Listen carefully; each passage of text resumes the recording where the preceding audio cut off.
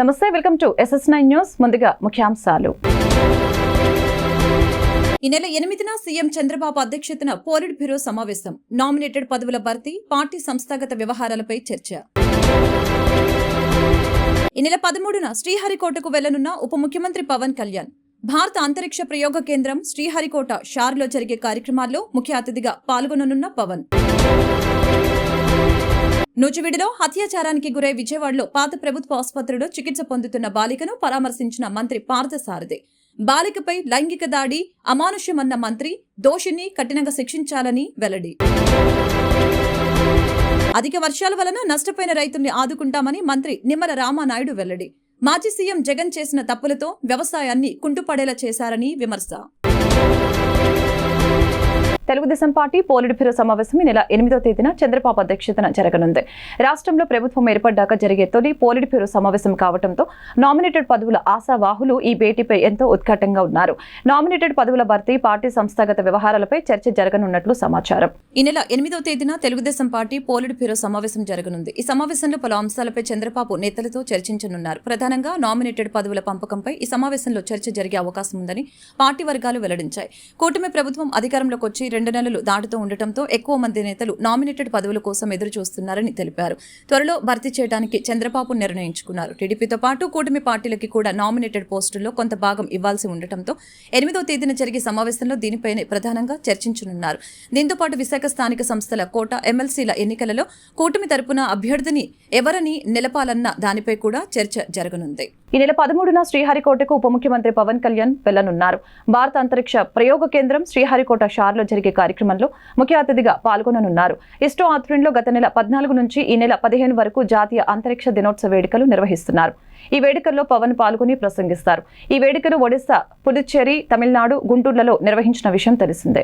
అభం శుభం తెలియని చిన్నారిపై లైంగిక దాడికి పాల్పడటం అమానవీయం, అమానుష్యమని సభ్య సమాజం తలదించుకునే సంఘటనకు పాల్పడిన దోషిని కఠినంగా శిక్షించాలని, చిన్నారి కుటుంబాన్ని అన్ని విధాలుగా ఆదుకుంటామని, ఇటువంటి దాడుల్ని ప్రతి ఒక్కరు ఖండించాలని రాష్ట్ర సమాచార, పౌర సంబంధాలు, గృహ నిర్మాణ శాఖ మంత్రులు కొలుసు పార్థసారథి తెలిపారు.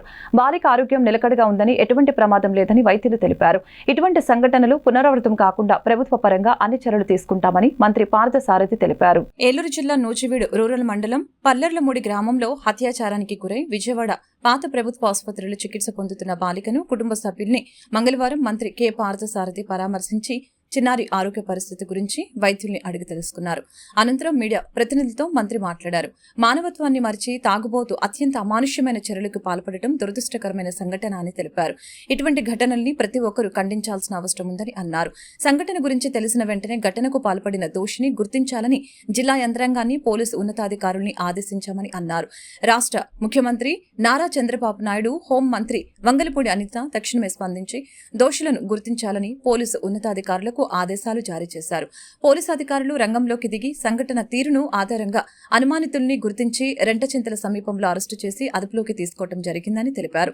సంబంధిత అధికారులతో మాట్లాడి బాధిత కుటుంబానికి అవసరమైన తక్షణ సహాయం అందించడం జరిగిందని, ప్రభుత్వ పరంగా అన్ని విధాలా ఆదుకునేలా చర్యలు తీసుకుంటామని అన్నారు.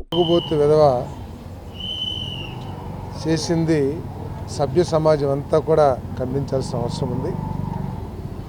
అటువంటి వ్యక్తిని కఠినాతి కఠినంగా శిక్షించాల్సిన అవసరం కూడా ఉందని చెప్పేసి భావిస్తా ఉన్నాను. మరి పోలీసు శాఖ వారు సమస్య దృష్టికి రాగానే వెంటనే స్పందించి రెంటచింతల్లోనో ఎక్కడో ఉంటే అతను ఎక్కడెక్కడికి వెళ్ళింది ట్రేస్ చేసుకుంటూ వెళ్ళి అతన్ని తీసుకొచ్చి అరెస్ట్ చేశారు. చట్ట ప్రకారం అత్యంత కఠినాత్మకమైన శిక్ష వేయాలని చెప్పేసి సమాజం అంతా కోరుకుంటుందని చెప్పేసి నేను భావిస్తా ఉన్నాను. నేను తప్పకుండా, ఎందుకంటే నేను డీజీపీ గారికి, హోమ్ మినిస్టర్ గారికి కూడా దృష్టికి కూడా తీసుకువెళ్ళాను ఈ సంఘటన గురించి. వారు కూడా వెంటనే వారి శాఖ అధికారులతో మాట్లాడి వెంటనే ఎట్టి పరిస్థితుల్లోనూ ఈ కేసుని మనం పట్టుకోవాలని చెప్పేసి ఆదేశించడం, మరి సిఐ గారు కూడా, నూజివీడు పోలీసులు కూడా వాళ్ళు వెంటనే స్పందించి పట్టుకునేందుకు చేస్తాం. ఏదేమైనా కూడా ఇటువంటి ఏదైతే యాటిట్యూడ్స్ ఉన్నాయో ఇటువంటిని పూర్తిగా సమూలంగా ఆలోచనల్ని నాశనం చేయాల్సిన అవసరం ఉంది. ఈ ఆలోచన నాశనం చేయడానికి నిన్న ముఖ్యమంత్రి గారు కూడా చెప్తున్నారు. ఈ మనుషుల్లో వచ్చిన ఈ ఆలోచన విధానంలో తేడాని ఏ విధంగా మనం అరికట్టాలి అంటే ఈ గంజాయి లేకపోతే ఈ సారా ఈ ఇల్లీగల్ లిక్కర్ వీటన్నిటిని కూడా మనం సమూలంగా నాశనం చేస్తే కొంత మార్పు వస్తుంది. మనుషుల ఆలోచనలో కూడా మార్పు వచ్చే విధంగా పోలీస్ డిపార్ట్మెంట్ పనిచేయాలని చెప్పేసి కూడా నేను సమీక్షలో చాలా స్పష్టంగా ఆదేశించడం జరిగింది. ఎవరైనా సరే తప్పు చేస్తే వాళ్ళని కఠినాత్మకంగా శిక్షించమని చెప్పేసి కూడా ముఖ్యమంత్రి గారు చెప్పారు. తప్పకుండా పోలీస్ శాఖ వారు మరి ఆ దిశలో పనిచేస్తారని చెప్పేసి భావిస్తాను. అధిక వర్షాల వలన నష్టపోయిన రైతులను ఆదుకుంటామని రాష్ట్ర మంత్రి డాక్టర్ నిమ్మల రామానాయుడు తెలిపారు. జగన్ చేసిన తప్పులతో వ్యవసాయాన్ని కుంటుపడేలా చేశారని అన్నారు. డ్రైన్ల ప్రక్షాళనకి 90 కోట్ల నిధులు కేటాయించారని, గుర్రపు డెక్క తోడు తొలగింపు పనులు చేపడుతున్నామని తెలిపారు. ఆగర్రు, సగం చెరువు, ఆగర్తిపాలెం, వెలివల, పాలకొల్లు రూరల్, వరిదనం గ్రామాల్లో 231 మంది రైతులకి 500 ఎకరాల్లో 5.67 లక్షల విలువైన 150 క్వింటాల వరి, వంగడాలు 80% సబ్సిడీపై అందజేశామని తెలిపారు. ఎలమంచిలి లంక గ్రామాల్లో పశువులకి సంబంధించిన దానాను మంత్రి నిమ్మల రామానాయుడు రైతులకి పంపిణీ చేశారు. ఈ సందర్భంగా మంత్రి మాట్లాడారు. రైతుల్ని ఆదుకుంటానని భరోసా ఇచ్చిన హామీని నిలబెట్టుకుంటామని, పాడి పంటలు బాగుంటేనే సమాజం బాగుంటుందనేది మా ప్రభుత్వ ఉద్దేశమని తెలిపారు. జగన్ ప్రభుత్వంలో అన్నదాతల్ని సైతం తాకట్టు పెట్టడానికి వెనకాడకుండా సివిల్ సప్లై మీద 35,000 కోట్లు అప్పు తెచ్చుకున్నారని ఆరోపించారు. గత వైసీపీ ప్రభుత్వం ధాన్యం కొనుగోలు చేసి రైతులకి 1,634 కోట్లు ఎగ్గొడితే మా ప్రభుత్వం ఆదుకునేందుకు ఇప్పటికే 1,000 కోట్లు రైతుల ఖాతాలో జమ చేసిందని వివరించారు. మిగిలిన 634 కోట్లు వారం రోజుల్లో జమ చేసి రైతులను ఆదుకుంటామని స్పష్టం చేశారు. వరదలు, అకాల వర్షాలకి నష్టపోయిన లంక ముంపు ప్రాంతాల ప్రజలతో పాటు రైతుల్ని ఆదుకునేందుకు సబ్సిడీ విత్తనాలు, ఇన్పుట్ సబ్సిడీ సాయం అందిస్తామని మంత్రి నిమ్మల రామానాయుడు తెలిపారు. నమస్కారాలు మీ అందరికీ కూడా తెలియజేసుకుంటూ, ఈరోజు ఆంధ్రప్రదేశ్ రాష్ట్రంలో ఉన్నటువంటి నదులలో జలకళ మరి కలకలలాడుతూ కనిపించడం చాలా చాలా సంతోషం. జూలై నెలలోనే శ్రీశైలం, నాగార్జున సాగర్ లాంటి అతి భారీ ప్రాజెక్టులు నిండుకోవడం కూడా ఒక 20 సంవత్సరాల తర్వాత మొట్టమొదటిసారిగా ఆంధ్రప్రదేశ్ రాష్ట్ర చరిత్రలో మనందరం కూడా చూస్తూ ఉన్నాం. ఏదైతే ఈ యొక్క రాష్ట్ర ముఖ్యమంత్రి చంద్రబాబు నాయుడు గారు ఏదైతే పదే పదే చెప్తూ ఉన్నారో, ప్రతి నీటి చుక్కను కూడా ఒడిసి పట్టి ప్రతి ఆఖరి ఆయుకట్టుకు కూడా అందాలి, ప్రతి రైతుకు కూడా చేరాలి అని ఏదైతే ముఖ్యమంత్రి గారు ఇచ్చినటువంటి ఆదేశాల ప్రకారం ఇరిగేషన్ శాఖను కూడా మరి పనిచేస్తూ ముందుకెళ్తూ ఉన్నాం. అందులో భాగంగానే మరి ఏదైతే ఈ యొక్క శ్రీశైలం మరి కుడికాలువ నుంచి అటు ఏదైతే పర్టికులర్గా మరి ఈ యొక్క తెలుగు గంగ, గాలేరు నగరి, ఈ యొక్క కేసీ కెనాల్ మరి ఇవన్నీ కూడా ఒక్కొక్కటి కూడా మరి రిజర్వాయర్స్, ట్యాంక్స్ నింపుకుంటూ అటు సోమశిల, కండలేరు వరకు కూడా మరి అటు రాయలసీమ వరకు కూడా పూర్తి స్థాయిలో ఎంత నీరు అవసరమైతే అంతా కూడా ఆ పోతిరెడ్డిపాడు నుంచి తీసుకోమని చెప్పడం జరుగుతుంది. ఆల్రెడీ రాయలసీమకి ఆ యొక్క త్రాగునీరు కోసం ఫస్ట్ ప్రయారిటీగా, అదేవిధంగా సాగునీరుని కూడా ఫుల్ ఫ్లెడ్జెడ్గా జూలై నెల నుంచే పోతిరెడ్డిపాడు ద్వారా రాయలసీమకి వాటర్ని పంపిస్తూ ఉన్నాం. అదేవిధంగా ఏదైతే హంద్రీ నివా మరి కొన్ని అవాంతరాలు ఏర్పడుతున్నప్పటికి కూడా, అంటే మొదటగా అక్కడ ఏదైతే ఆ వాటర్ వెళ్ళే చోట ఆ డెలివరీ దగ్గర ప్రజా దర్బారుకు ప్రజల నుంచి విన్నపాలు వెల్లువెత్తుతూ ఉన్నాయి. కూటమి ప్రభుత్వంలో ప్రజా దర్బారు ద్వారా మంత్రి నారా లోకేష్ అండగా నిలుస్తున్నారు. సత్వర పరిష్కారానికి మంత్రి భరోసాతో బాధితులు హర్షం వ్యక్తం చేస్తున్నారు. 21 రోజు ప్రజా దర్బార్లో ప్రజల వద్ద నుంచి సమస్యలు తెలుసుకుని పరిష్కారానికి చర్యలు తీసుకుంటున్నానని మంత్రి నారా లోకేష్ తెలిపారు. విధ్వంస పాలనలో తాము ఎదుర్కొంటున్న సమస్యలకి పరిష్కారం లభించక ప్రజలు ఎంతో ఆవేదన వ్యక్తం చేస్తున్నారు. కూటమి ప్రభుత్వం రాగానే ప్రజా దర్బార్ ద్వారా తొలి నుంచి విద్య, ఐటీ, ఎలక్ట్రానిక్స్, ఆర్టీజీ శాఖల మంత్రి నారా లోకేష్ వారికి అండగా నిలుస్తున్నారు. ఉండవల్లిలోని నివాసంలో 21 రోజు ప్రజా దర్బార్కి ప్రజల వద్ద నుంచి విన్నపాలు వెల్లువెత్తాయి. తమ భూములు కబ్జాకి గురయ్యాయని, ఏ ఆధారం లేని తమకు శాశ్వత నివాసం కల్పించాలని, గత ప్రభుత్వంలో అర్హత ఉన్న వృద్ధాప్య, వితంతు, వికలాంగ పెన్షన్ తొలగించాలని, అనారోగ్యంతో బాధపడుతున్న తమకు వైద్య సాయం అందించాలని, వివిధ వృత్తి, వ్యక్తిగతమైన సమస్యల్ని పరిష్కరించాలంటూ బాధితులు మంత్రిని కలిసి విన్నవించడం జరిగింది. సమస్యల సత్వర పరిష్కారానికి నారా లోకేష్ భరోసా ఇవ్వడంతో వారు హర్షం వ్యక్తం చేశారు.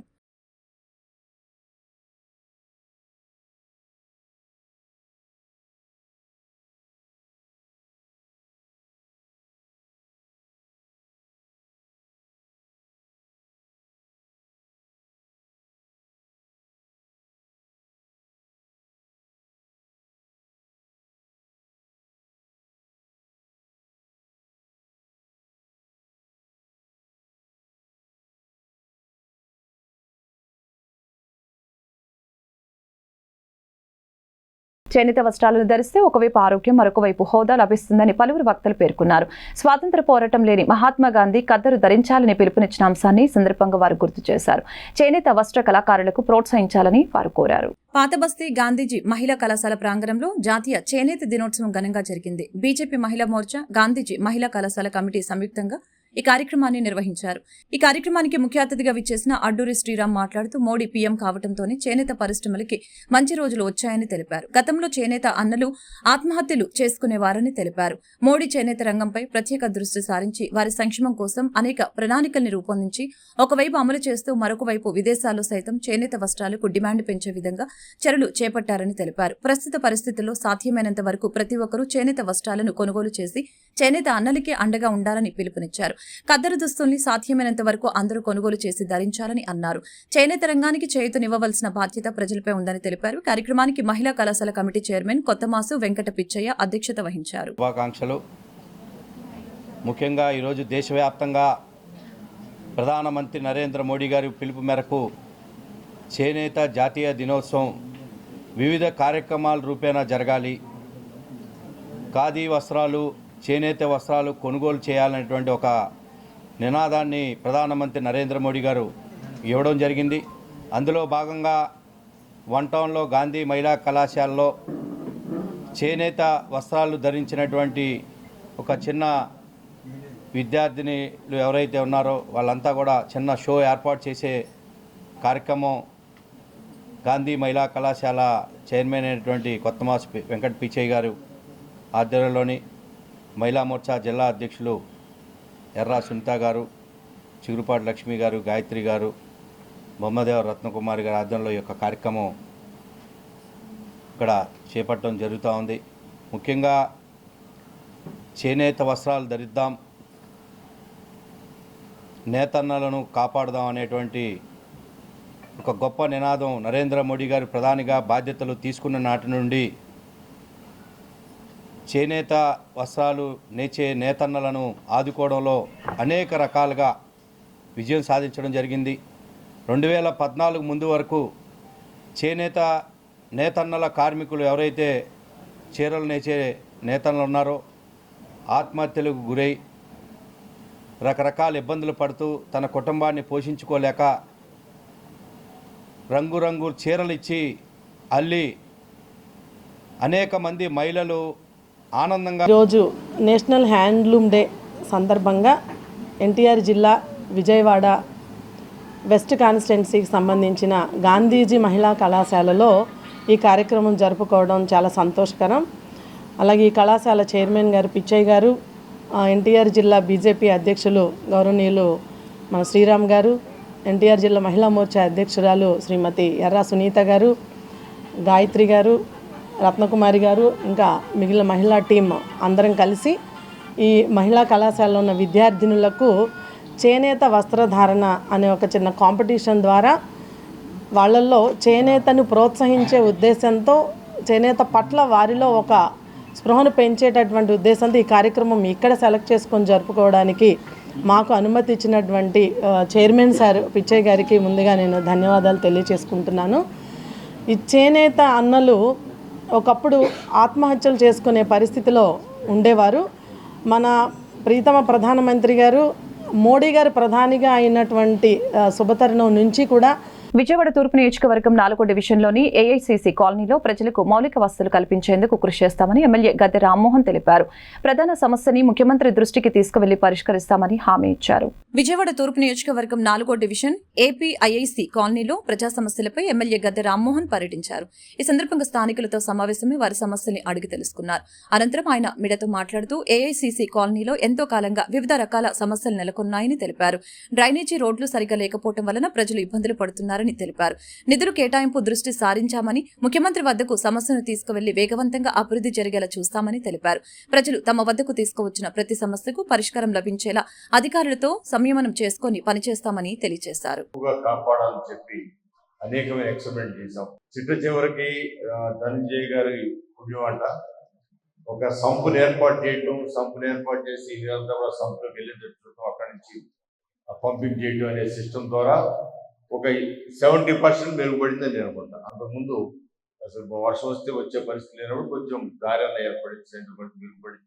ఇప్పటికప్పుడు ఏ సమస్య వచ్చినా కూడా ఎన్ని పరిస్థితులు దీనికి ప్రధానమైన సమస్య ఏంటంటే మరి ఆ రోజున ఈ సైట్స్ అలాట్ చేసేటప్పుడు అది ఆ రోజున ఇంజనీర్ ఉద్దేశం ఏ ఉద్దేశంతో ముందు వెనక కామన్ సైట్ పెట్టారో నాకు అర్థం కాదు. అప్పుడు అసలు వాళ్ళ ఐడియా ఏంటి అనేది అర్థం కాదు. ఏదైనా ఉంటే ఒక కామన్ సైట్ అందరికీ పనికొచ్చేది ఒకసారి కామన్ సైట్ పెడతారు తప్ప ముందు వెనక ఒకవేళ పెడితే ఆ కాంపౌండ్లో ఉన్న ఇళ్లకి వరకు అధికారం ఇచ్చేటట్టు వాళ్ళిద్దరూ దాన్ని షేర్ చేసుకుని పెట్టాలి తప్ప ఏపీఐసి సంస్థ కింద సైట్లు రావడం అది రాంగ్ ప్లానింగ్ అని నేను అనుకుంటాను. అది ఎందుకు ఈ కామన్ సైట్ పెట్టి ఎవరెవరు వాడు కూడా పెట్టారు. కొన్నిసార్లు 2 ఇళ్ళు ఉన్నాయి, కొన్నిసార్లు 4 ఇళ్ళు ఉన్నాయి, కొన్నిసార్లు 6 ఇళ్ళు ఉన్నాయి, లేదా ఎక్కువ ఉన్నాయి. ఆ ఇళ్ళ వరకు ఇప్పుడు మనం అపార్ట్మెంట్ కట్టినా దాంట్లో 40 మంది ఉంటే ఆ 40 మందికి కూడా సైట్ డివైడ్ చేస్తారు, మొత్తం కామన్ సైట్తో కలిపి డివైడ్ చేస్తారు. మరి అట్లా డివైడ్ చేయకుండా వెనక ముందు ఏపీఎస్సీ కాలనీ సైట్లు పెట్టుకోవడంతో వాళ్ళకి వచ్చే ఉపయోగం ఏంటో నాకు అర్థం కాని విషయం. ఏదైనా కూడా ఈ చంద్రబాబు గారి దృష్టికి తీసుకెళ్ళడం జరిగింది. ఇది ఎందుకంటే ఆ రోజు 2014-19లో అంతా కూడా ఈ డ్రైన్ అనమాట. నా మధ్యాహ్నం జాయిన్ అయ్యాను. కొంచెం పరిస్థితులన్నీ కూడా కొంచెం ఒక 10 రోజుల్లో మొత్తం ఇక్కడ ఉన్నటువంటి ఏరియా, మన లిమిట్స్ ఏంటి, ఇక్కడ పరిస్థితులు ఏంటి, ఇక్కడ అన్నీ కూడా నేను తెలుసుకుంటాను. నిన్న నేను జాయిన్ అయిన వెంటనే మన ఈ పడమట స్టేషన్కి మన ఏపీఐసి మెంబర్స్ అలాగే గద్దె రమేష్ గారు ఇక్కడ ఉన్న పెద్దలు కూడా రావడం జరిగింది. అలాగే ఎక్కువగా రిపీటెడ్గా కలుసుకుని ఇక్కడ సమస్యల మీద కొంచెం ఎక్కువగా తెలుసుకుని సమస్యలు పరిష్కరించడం జరుగుతుంది. మీరు కూడా మీకు సంబంధించి ఏదన్నా సరే ఇక్కడ ముఖ్యం ఏంటంటే మనంతా కూడా డ్రగ్స్ మీద దృష్టి పెట్టాలి మనం. ఎందుకంటే చాలామంది పిల్లలు యూత్ అందరూ కూడా ఈ డ్రగ్స్ వల్ల పాడైపోతున్నారు. ఫస్ట్ కొంచెం దాని మీద కాన్సన్ట్రేట్ చేద్దామని చేసి ప్లాన్లో ఉన్నాం. మీరందరూ కూడా ఆ విషయంలో మీకు ఎటువంటి సమాచారం తెలిసినా మాకు వెంటనే తెలియజేస్తుందని కోరుకుంటున్నాం. అలాగే ఇంకా వేరే ఏమన్నా మీకు సంబంధించి ఏమన్నా సరే డైరెక్ట్గా ఎనీ టైం మీరు మా స్టేషన్కి వచ్చి మీ సమస్యను చెప్పుకొని మా ద్వారా ఏమన్నా ఉపయోగం ఉంటే కనుక మేము కూడా 100% మేము ఆ సమస్య పరిష్కారానికి కృషి చేస్తామని చెప్పేసి చెప్తూ ఈ అవకాశం ఇచ్చినటువంటి మన ఎమ్మెల్యే గారికి, మన ఏపీఎస్సీ కమిటీ మెంబర్లందరికీ మరోసారి ధన్యవాదాలు. తల్లిపాలు ఆకలి పోషకాహార లోపాలని నివారిస్తోంది. నవజాత శిశువుకి ఎక్కువ ఆరోగ్య ప్రయోజనాలని తల్లిపాల ద్వారా పొందుతారని సెంట్రల్ నియోజకవర్గ ఎమ్మెల్యే బోండా ఉమామేశ్వర స్పష్టం చేశారు. మొదటి 24 నెలలు తల్లిపాలను తాగించడం ద్వారా పిల్లలకి పోషకాహార లోపం లేకుండా చూడవచ్చని అన్నారు.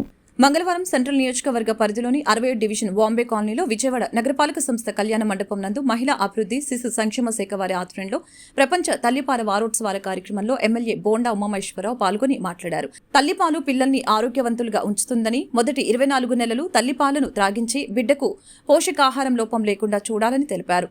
తెలుగుదేశం ప్రభుత్వం, ఎన్డీఏ కూటమి ప్రభుత్వం అంగన్వాడీ, ప్రాథమిక పాఠశాలలు మొదలు విశ్వవిద్యాలయాల వరకు నాణ్యమైన విద్యా బోధన, నైపుణ్య శిక్షణ, ఉపాధి కల్పనను కట్టుబడి ఉందని, ముఖ్యమంత్రి నారా చంద్రబాబు నాయుడు విద్య, పౌష్టికాహారానికి అధిక ప్రాధాన్యత ఇస్తున్నారని తెలిపారు. సంతోషం.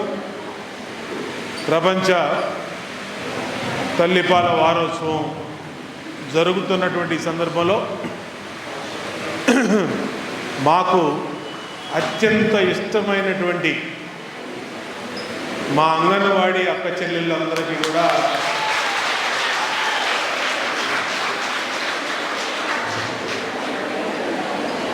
ఎందుకు అత్యంత ఇష్టం అంటున్నానో మీకు తెలుసు, నాకు తెలుసు. ఇంకనా మా అక్క చెల్లెళ్ళందరూ బాగా సహకరించారు, బాగా అన్ని రకాలుగా చెప్పాల్సిన వాళ్ళకి బుద్ధి చెప్పారు, అన్ని రకాలుగా మంచివి ప్రభుత్వాన్ని తెచ్చుకున్నారు. సంతోషం. అలాగే ఇటువైపు కూర్చున్నారు మా చెల్లెళ్ళు అంతా తల్లులు, నవజాత శిశువుల్ని కన్నటువంటి తల్లులు. ఇవాళ ప్రపంచ తల్లిపాల వారోత్సవం ఆగస్టు 1వ తారీఖు నుంచి ఆగస్టు 7వ తారీఖు వరకు మొత్తం ప్రపంచం మొత్తం కూడా చేస్తున్నటువంటి సందర్భంలో మన ప్రభుత్వం నుంచి కూడా ఈరోజు ఇక్కడ సెంట్రల్ నియోజకవర్గంలో ఈ కార్యక్రమం పెట్టుకున్నాం. తల్లిపాలు అనేది చాలా ఇంపార్టెంట్ అయినటువంటి అంశం. తల్లులందరూ చాలా జాగ్రత్త వహించాల్సినటువంటి అంశం. ఇప్పుడు మీరు ఎంత ఆరోగ్యంగా ఉన్నా, నేను ఎంత ఆరోగ్యంగా ఉన్నా, మనందరం మన తల్లిపాలు తాగబట్టే ఇవాళ ఈ విధంగా ఉంది. ముఖ్యమంత్రి చంద్రబాబు నాయుడు విద్యకు అధిక ప్రాధాన్యత ఇస్తున్నారని విజయవాడ తూర్పు నియోజకవర్గ ఎమ్మెల్యే గద్దె రామ్మోహన్ తెలిపారు. ప్రైవేట్ కళాశాలలకు ధీటుగా ప్రభుత్వ కళాశాలని తీర్చిదిద్దేందుకు ఎన్డీఏ కూటమి ప్రభుత్వం కృషి చేస్తుందని అన్నారు. విజయవాడ తూర్పు నియోజకవర్గం 21వ డివిజన్ కృష్ణలంక పొట్టి శ్రీరాములు కాలేజీలో విద్యార్థులకి పుస్తకాల పంపిణీ కార్యక్రమం జరిగింది. ఈ కార్యక్రమానికి ఎమ్మెల్యే గద్దె రామ్మోహన్ హాజరై విద్యార్థులకి పుస్తకాలను అందజేశారు. ఈ సందర్భంగా ఆయన మాట్లాడుతూ ప్రభుత్వ స్కూల్స్, కళాశాలలు చదువుతున్న విద్యార్థులకి అవసరమయ్యే అన్ని రకాల మౌలిక సదుపాయాలు అందిస్తున్నామని తెలిపారు. స్కూల్స్లో చదువుకునే పిల్లలకి మధ్యాహ్నం పూట నుంచి మంచి భోజనం, పౌష్టికాహారం అందించేలా ముఖ్యమంత్రి చంద్రబాబు ఆదేశాలతో క్వాలిటీ ఫుడ్ పిల్లలకి అందజేయడం జరుగుతుందని తెలిపారు. గత వైసీపీ ప్రభుత్వంలో కళాశాలలు చదువుకునే వారికి ఎటువంటి సౌకర్యాలు కల్పించని దుస్థితిలో ఉండేదని తెలిపారు. రాబోయే రోజుల్లో ఇంటర్మీడియట్ విద్యార్థులకు కూడా మధ్యాహ్న భోజనం పథకం అమలు చేసేందుకు ప్రణాళికలు రూపొందిస్తున్నట్లు తెలిపారు. విధానంలో అనేకమైన మార్పులు రావాలని, ప్రతి విద్యార్థి బాగా చదువుకోవాలనే ఆలోచన వాళ్ళలో కలగాలని, గతం నుంచి కూడా నారా చంద్రబాబు నాయుడు గారు మొట్టమొదటిగా ముఖ్యమంత్రి ఉన్న దగ్గర నుంచి ఈ రోజు వరకు కూడా పిల్లల్లోకి ఆ వాతావరణం కల్పించి వాళ్ళు బాగా చదువుకునేటట్టు చేయాలని తపనతో అనేకమైన కార్యక్రమాలు, మధ్యాహ్న భోజన పథకం కానివ్వండి, లేదా పుస్తకాల పంపిణీ కానివ్వండి, ఇవన్నీ కూడా చేపట్టడం జరిగింది. ఈ రోజున వాళ్ళ జూనియర్ కాలేజీ ఇక్కడ ఇంటర్మీడియట్ విద్యార్థులకి టెక్స్ట్ బుక్స్, నోట్ బుక్స్ కూడా వాళ్ళకి సరిపడా ఇవ్వడం జరిగింది. ఇది గత ప్రభుత్వంలో కాలేజీలని కొంచెం అశ్రద్ధ చేశారు. అంటే వాళ్ళకి ఫైనాన్షియల్ ఇబ్బందో లేకపోతే ఏ ఉద్దేశమో తెలియదు, కానీ పీజీ స్టూడెంట్స్కి అయితే రీఎంబర్స్మెంటే తీశారు డైరెక్ట్గా. వాళ్ళు కాలేజీలో చేరేటప్పుడు రీఎంబర్స్మెంట్ ఉంది, వాళ్ళు కాలేజీ చేరిన తర్వాత ఫీజులు కట్టే టైంలో రీఎంబర్స్మెంట్ లేదన్నారు. వాళ్ళు రీఎంబర్స్మెంట్ ఉంది కాబట్టి అక్కడ చేరారు. అట్లా చాలామంది పీజీ స్టూడెంట్స్ ఇబ్బంది పడ్డారు. అదేవిధంగా ఇక్కడ జూనియర్ కాలేజీలో 2014-19లో మధ్యాహ్న భోజనం పథకం ఉంది. దాన్ని చక్కగా మధ్యాహ్నం భోజనం చేసేవారు, కోడిగుడ్డు ఇవన్నీ కూడా ఇచ్చేవారు. కానీ దాన్ని సడన్గా 2019 నుంచి 24 వరకు జగన్మోహన్ రెడ్డి గారి ప్రభుత్వంలో దాన్ని తీసేశారు. సో మరలా వాటిని పునరుద్ధరించమని మేము అడగడం జరిగింది మంత్రి గారిని. శ్రీ కనకపుట్లమ్మ తల్లి చల్లని చూపులతో మంగళగిరి నియోజకవర్గానికి మంచి రోజులు వచ్చాయని రాష్ట్ర విద్య, ఐటీ శాఖల మంత్రి నారా లోకేష్ పేర్కొన్నారు. దుగ్గిరాల మండలం పెద్ద కొండూరులో వేంచేసి ఉన్న శ్రీ కనకపుట్లమ్మ దేవాలయంలో మంత్రి లోకేష్ మంగళవారం ప్రత్యేక పూజలు నిర్వహించారు. అనంతరం తనని కలవటానికి వచ్చిన గ్రామస్తుల్ని ఆప్యాయంగా పలకరించి అందరితో ఫోటోలు దిగారు. ఈ సందర్భంగా గ్రామస్తులతో లోకేష్ మాట్లాడారు. అమ్మ ఆశీస్సులతో నియోజకవర్గ సమగ్రాభివృద్ధికి కృషి చేస్తానని చెప్పారు. ప్రజాప్రభుత్వంలో మంగళగిరి నియోజకవర్గంలో వేగంగా అభివృద్ధి చెందుతుందని తెలిపారు. నియోజకవర్గ సమయంలో ఇచ్చిన అన్ని హామీలను ప్రాధాన్యత క్రమంలో పరిష్కరిస్తానని తెలిపారు. నియోజకవర్గ ప్రజల కోసం ఉండవల్లిలోని తమ ఇంటి తలుపులు ఎప్పుడు తెరిచే ఉంటాయని లోకేష్ చెప్పారు.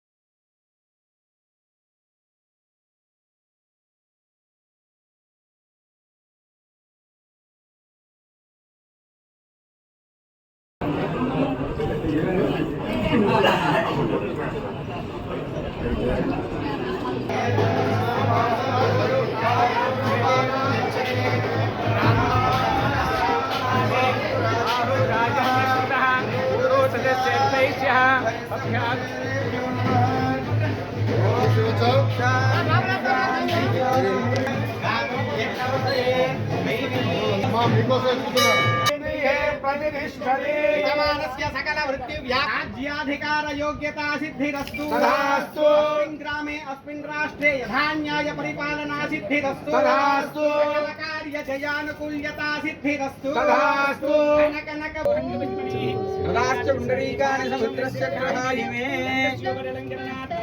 समर्पयामि पूजयामि ओम प्रकृत्यै नमः ओम प्रकृत्यै नमः ओम नित्याय नमः ओम सर्वभूतप्रदाय नमः श्रद्धाय नमः विभूत्ये नमः ओम सुरभ्ये नमः ओम परमात्मकाय नमः सर्वं जयते शतं देव धरो धर्मान् नित्यमनिगमो भवति शतमिति शतं दीर्घमायुः విజయవాడ ఇంద్రకీలాద్రిపై వేంచేసి ఉన్న శ్రీ కనకదుర్గ అమ్మవారిని రాష్ట్ర ఆర్థిక శాఖ ప్రిన్సిపల్ సెక్రటరీ పీయూష్ కుమార్ కుటుంబ సమేతంగా దర్శించుకున్నారు. దర్శనార్థం ఆలయానికి కుటుంబ సభ్యులతో కలిసి విచ్చేసిన పీయూష్ కుమార్ కు ఆలయ ఈవో కెఎస్ రామారావు స్వాగతం పలికారు. ఆలయ మర్యాదలతో స్వాగతం పలికి శ్రీ అమ్మవారి దర్శనం కల్పించారు. శ్రీ అమ్మవారి దర్శనానంతరం వీరికి వేద పండితులు అర్చకులు వేదాశీర్వచనం చేయగా ఈవో రామారావు శ్రీ అమ్మవారి ప్రసాదం శేషవస్త్రం చిత్రపటం అందజేశారు.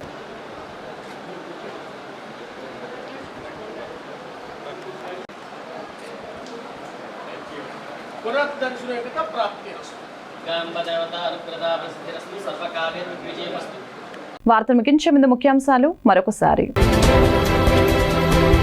ఈ నెల 8న సీఎం చంద్రబాబు అధ్యక్షతన పోలిట్ బ్యూరో సమావేశం. నామినేటెడ్ పదవుల భర్తీ, పార్టీ సంస్థాగత వ్యవహారాలపై చర్చ. ఈ నెల 13న శ్రీహరికోటకు వెళ్లనున్న ఉప ముఖ్యమంత్రి పవన్ కళ్యాణ్. భారత అంతరిక్ష ప్రయోగ కేంద్రం శ్రీహరికోట షార్లో జరిగే కార్యక్రమాల్లో ముఖ్య అతిథిగా పాల్గొననున్న పవన్.